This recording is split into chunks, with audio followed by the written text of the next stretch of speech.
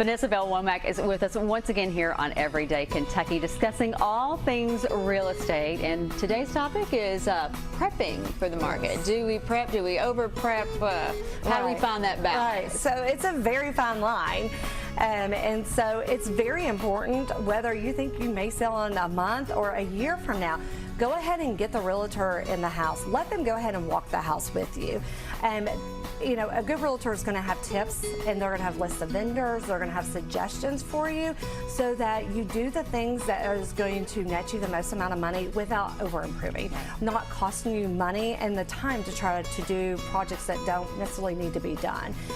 You know, it's funny because I tell everybody, when you go to put your house on the market, that's when you get your to-do list done. That's when you get those items done you've been wanting to do for years. I mean, we did that ourselves, my husband and I, when we moved this last time. I finally did all the things I've been wanting to do for years, and I'm like, oh, now I have to. But now it's all nice and fresh for the new buyer. But you know, for one example, you know, I'll have people say, oh, we're going to rip out this tile and we're going to put all new tile. And you know, especially the homes that have the tile that was popular years ago, the colored tiles.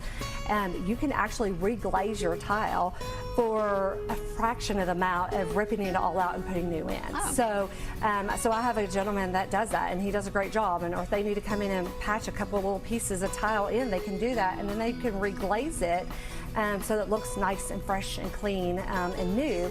So I always say less is more. The less, the more items you take out of the house, less that you have in there. Clutter. It's not as distracting to the buyers because you want to, what I call, paint the picture. Yeah. You want them to walk in kind of like you do in a luxury hotel, or if you're staying at Airbnb, you walk in and it's just like, oh, you know.